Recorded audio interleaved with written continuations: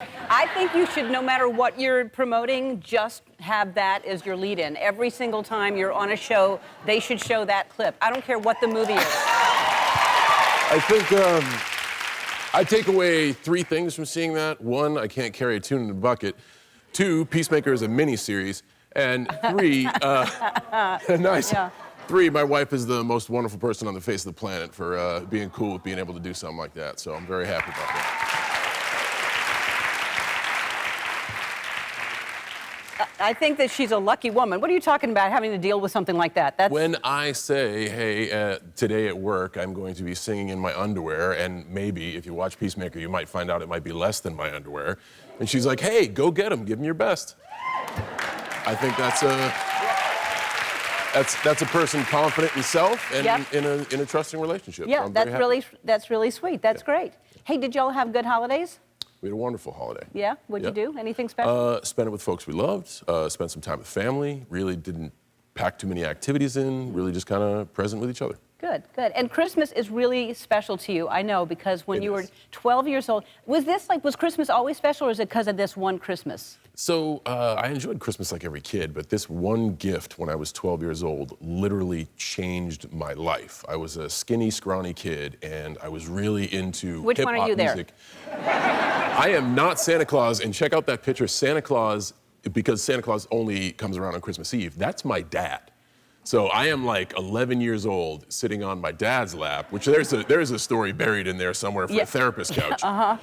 But my dad was such a convincing Santa Claus. All of us, he really did Santa's duty before Christmas Eve. He would come into the house around December 10th and make sure we were all good, naughty or nice. And then on the way leaving, if any of us questioned, like his outro was always go outside and you can see me take off in Rudolph's sleigh. And I'm from a small town where a neighbor's acres away. So we would run out back and look up at the sky and see a plane overhead with a red light. And it was like he timed it like a genius. And we would always see the red dot of the guiding light of the plane and be like, that son of a bitch, he did it again. And it was like Santa's sleigh taking off in the night, and Santa visited us before Christmas Eve because we were super naughty and he had to tell us to correct our behavior. Wow, what a smart guy. He was really good. That's fantastic. Yes, yes. And then at 12, he gave you? At 12, Santa gave me a weight bench, and I literally assembled it right then and there because I would get picked on every day for the way I dressed and the way I acted. I was into a different style of music. And I just got picked on for being different. And instead of changing to conform, I kind of turned my volume up. I wanted to be more me. And the working out helped me give the illusion that I could defend myself, an illusion that I parlayed into a career as a WWE superstar. But it was just right then and there when I worked out for the first time. I was at 12 years old. I haven't stopped since. I'll be 45 in April. So.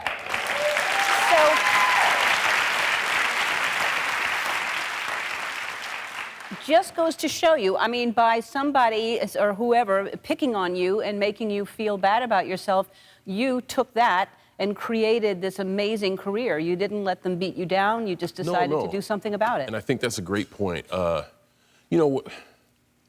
Everybody sees the world through their eyes and their eyes only. And I didn't take it as, looking back on it now, I don't take it as anything but a chance for an opportunity for me to define myself. And even at a young age, I always had a sense of self-worth that I was enough, and I wasn't going to change just because it was the popular thing to do. It wasn't me.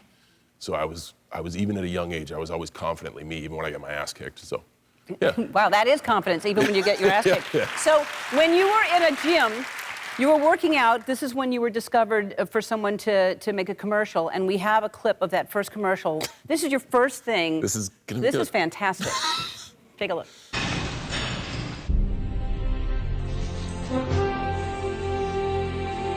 Is there snow on the top of that mountain? All aboard! Woo-hoo!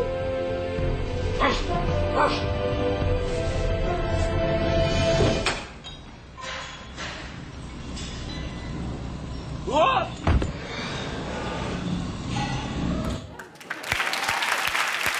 Yep. Now look at you.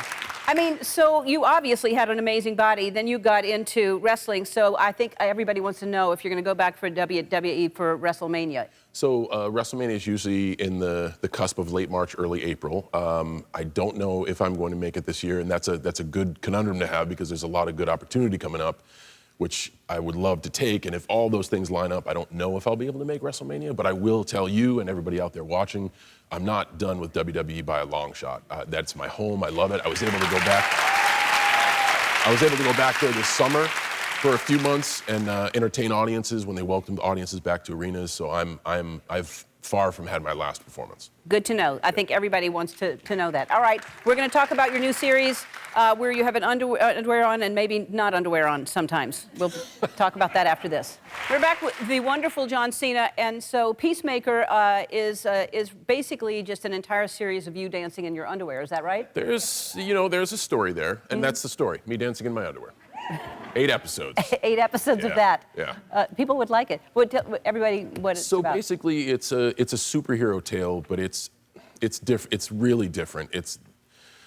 The character is very conflicted. The character was debuted in a movie called The Suicide Squad, and it got a lot of attention because of Peacemaker's ideology. And this is an 8-episode dive into the dysfunctional structure of that ideology. So it's not your typical superhero show. The cast of characters is amazing.